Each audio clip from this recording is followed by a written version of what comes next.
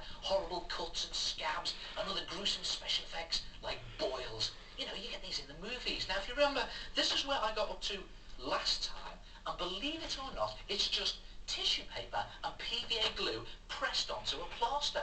So, to try it yourself, cut a piece of plaster and place it on a plastic bag. Dip a scrunched up piece of tissue into some PVA glue mixed with water and squeeze out the excess. Mould it into a lump on top of your plaster. Use a pencil to gouge out a gash and squeeze the edges to look like skin flaps. You could add string stitches or even make a round boil. When they're dry, just trim the edges to get your special effects wounds. Ugh.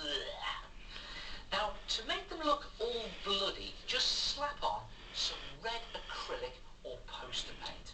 I just put my red paint there, and the idea is to just slap it all over your hardened tissue paper and PVA glue, all around the edges like that, and then you can streak in some darker brown just around those top edges to give it a sort of crusty scab effect. It doesn't need to be neat or anything. And a bit more brown scabby crust. And you could even drip in some PVA glue into the gash like that, and then leave it to dry, and when the whole thing has dried, the PVA looks all shiny and it makes the gash look all fresh and really horrible. And if you're going to do string stitches as well, then just paint the stitches black. And for the monster boil, I've just put a blob of shiny PVA glue in there and a little bit of yellow paint, which has gone all hard and looks like the yucky bit of the boil. Oh, it's making me feel sick. And then just simply peel the back off your plaster and then press it firmly onto your arm or your leg or your hand, and it looks like something straight out of a horror movie. And do you want to see something really horrible? Watch this.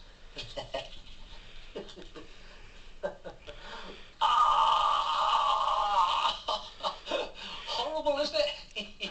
Now this one was made without a plaster, and it's just a case of dipping some twisted strips of tissue or loo roll into your glue, like that, shake off the excess, I've got a couple more here, and then just lay them straight on to your plastic bag, just so they're long and sinewy like that.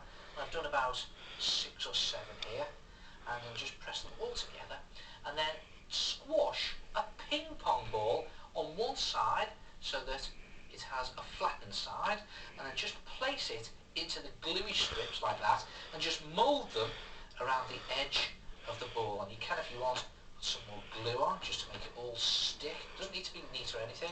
Just squash them around like that and then leave it to dry. And then you peel it off the plastic bag and it'll look like this. And then paint some blood onto these dangly sinewy bits and an eyeball on the ping pong ball, and there it is.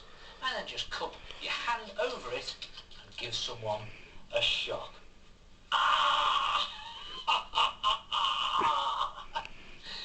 I never knew PVA glue could look so horrible. Try it yourself. Special effects